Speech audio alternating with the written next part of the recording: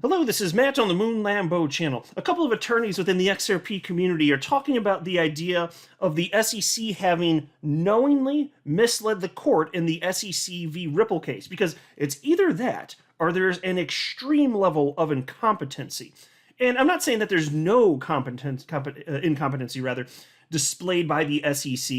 I think sometimes they just can't keep up with their own lies and they contradict themselves. So there's some level of incompetency. But on the specific topic that's being discussed here by a couple of attorneys within the XRP community, I will tell you that my suspicion, my very strong suspicion, is that the SEC did, in fact, knowingly mislead the court. And we can never know for sure what's in the hearts and minds of these so-called humans, but I don't think it's very good. So talking about that, and also, by the way, a deadline just passed. At the time I'm recording this video, it is 11:23 p.m. Central Standard Time. Just turned up to 11:24 p.m. now, Central Standard Time, because I'm in the Midwest in the United States. Well, that means at midnight Eastern Time, which is an hour ahead of me, which means, again, the deadline just passed 24 minutes ago. It was the last opportunity for the SEC to file requesting a reconsideration to Judge Torres regarding Judge Torres's decision, because you may recall, Judge Torres backed Magistrate Judge Sarah Netburn in her determination that the SEC's bogus claims having to do with attorney-client privilege and the delivered process privilege don't stand, and that as a result, the SEC must hand over the emails and drafts of the Billy Boy Hinman Ethereum free pass speech. Well, as you well know at this point, Judge Torres agreed, and at midnight Eastern Time, which just passed again 24 minutes ago, that was the last opportunity for the SEC to file a reconsideration. And I will say, before recording this video, I checked on social media. I didn't see anything from any of the attorneys that I follow within the XRP community highlighting anything about this. So I guess there's a small chance that something could have been filed and it's not yet been reported.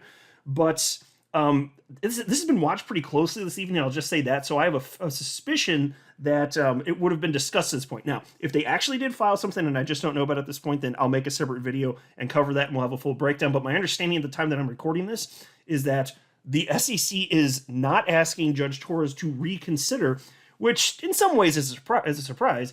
So you might be asking, though, what's the next step? Are they actually just dropping this thing? I got you covered there too, but I would not expect this to be the end of the saga. There are other alternatives. They don't have to file, a reconsideration to Judge Torres to keep this thing on and going. But before going further, I do want to be clear, I do not have a legal or financial background of any kind. I am not offering legal or financial advice, and you definitely should not buy or sell anything because of anything I say or write. I'm just an enthusiast who enjoys making YouTube videos about crypto-related topics, but just as a hobby and just for fun.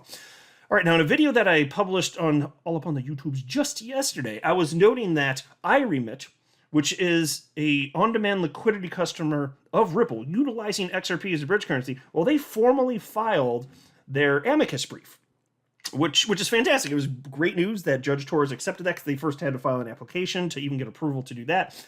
Fantastic. And so I kind of broke that down. That's not what I'm going to be getting into. I'm just kind of setting the table here, but I will note that one of the big claims that the SEC has made from the beginning of the SEC v. Ripple case is that they dispute that XRP even has any utility. Their position, their official position, is XRP does not have utility. Now, we all know that this is BS and nonsense. XRP has either the most or just about the most utility of any cryptocurrency on the entire damn planet. And so iRemit, which again filed their amicus brief, and I reported on this just yesterday as this was happening, or as it was breaking news at the time anyway, they dispute this, and they make it very clear that there is indeed real-world utility, and that their interest doesn't even lie with the volatility that occurs with the price of XRP or Bitcoin or anything in the crypto asset class anyway, because there's real utility, and it helps them to conduct their business. And so Crypto Eddie shared a tweet highlighting part of the amicus brief. I covered that yesterday. I'm not going to read it. It's on your screen. I did cover that literally yesterday, but I wanted to note that attorney John Deaton retweeted that and wrote the following. Remember what the SEC attorney said to Judge Netburn when she brought up XRP's utility. Quote, "Your Honor, we dispute that there is any utility," end quote. And then John says, "I would laugh if it wasn't so shameful." And indeed, Attorney Deaton hitting the nail on the head per usual, because it's extremely shameful. Let's expand upon this a little bit. Attorney Bill, member of the XRP community, retweeted that from Attorney Deaton, and shared some additional thoughts on this. And I think that this is rather point. Like he's also hitting the nail on that. Check this out. Attorney Bill says, it was knowingly misleading the court or very poor understanding of XRP. There isn't much middle ground. If the latter, the consequences of bringing the case without fully understanding XRP, but alleging all trading of it as part of a single offer of a security, is enormous. What I mean by consequences is if I acted for a client and pleaded a case that all trading of the asset, including in secondary markets, was a single offering of a security, but didn't know the asset had utility, which is critical to the issue of whether the asset is a security, and found out 2 years into the case there was abundant evidence of utility, I would be urgently contacting my professional indemnity insurer and notifying them of a potential negligence claim against me. See, that's how bad this is. It's positive. That's how bad this is. It's so crucial, so important to the case. The SEC made this topic of utility front and center. They've mentioned it many, many, many times. It's been addressed in all sorts of pretrial hearings.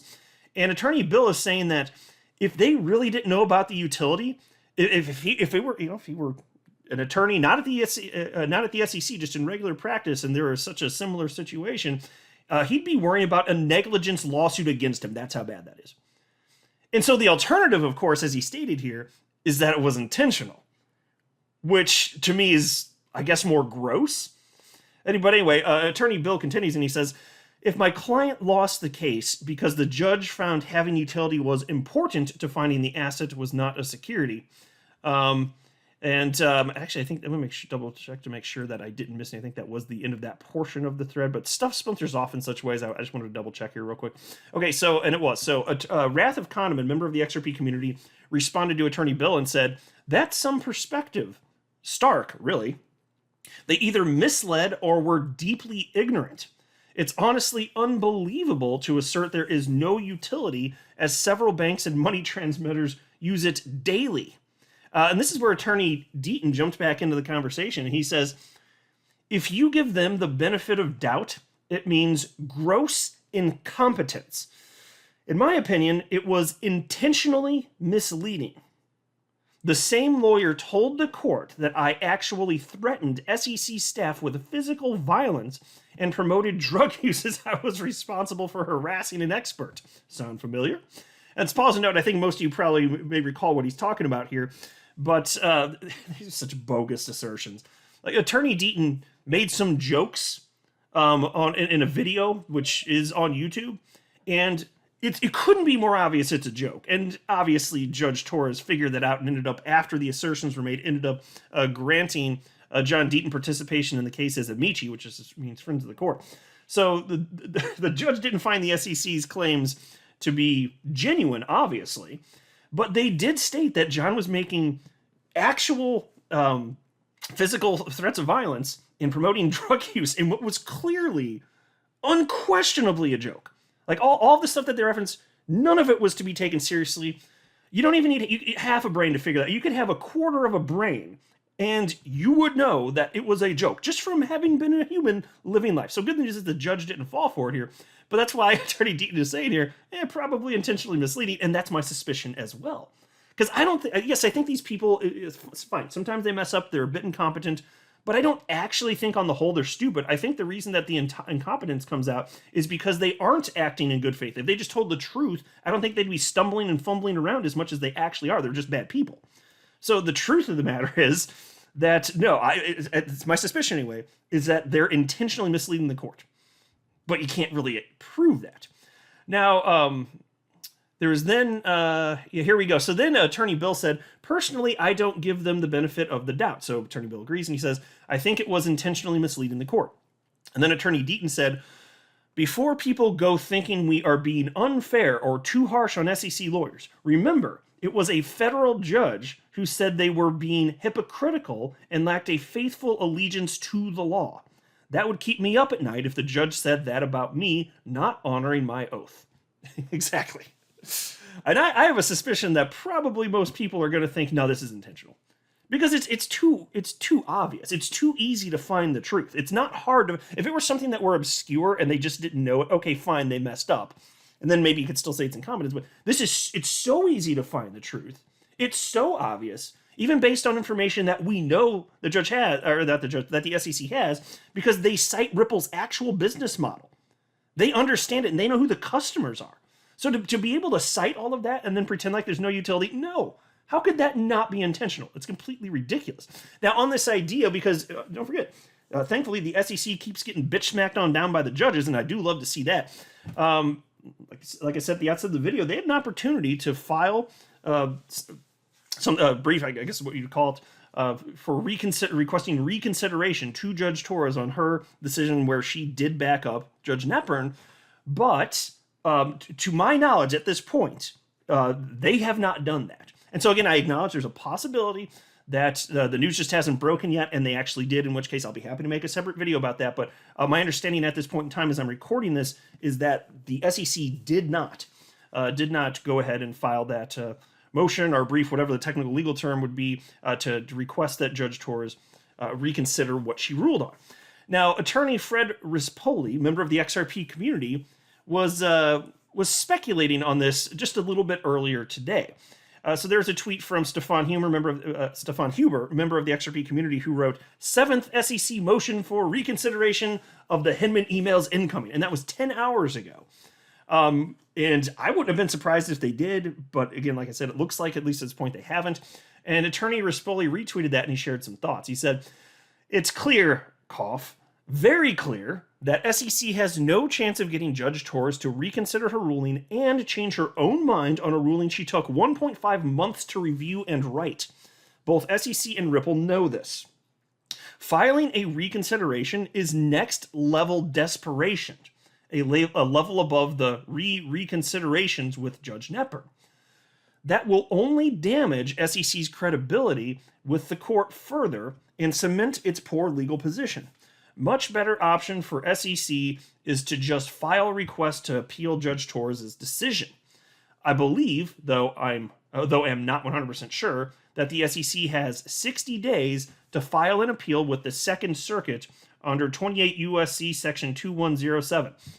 Normally 30 days, but goes to 60 if U.S. agency is a party. So pause to think about that. If you're part of the federal government, you get extra leeway. You get double the time because you're the government. How about that? And it's no wonder. I mean, these people at the SEC, they just act as though they're above the law anyway. And then there's special rules for them that don't apply to everyone else. That just seems kind of ridiculous. But anyway, attorney Rispoli continues. He says, that's November 28th, 2022. So that'd be the cutoff. But SEC could not drag out not providing ordered discovery for 60 days. But that is the time range on the issue. And then somebody named Cookie Swirl C wrote to Fred and said, but the SEC needs Judge Torres' certification to appeal to the Second Circuit, ? And this could potentially be denied by Judge Torres, ? And Fred responded and wrote, correct. If Judge Torres denies the request, then the SEC must file a writ of mandamus, which is essentially the same thing, but does not need approval by Judge Torres. But the writ would be even more of a long shot because Second Circuit would know the first appeal request was denied. So that'd be interesting. So they got another thing that they can do to try and, throw a wrench in the works, but there are no good options for the SEC. So that's the good news. I'll go ahead and wrap up here. I'm not a financial advisor. You should not buy or sell anything because of anything I say or write. That would be a very, very, very bad idea. Until next time, to the moon, Lambo.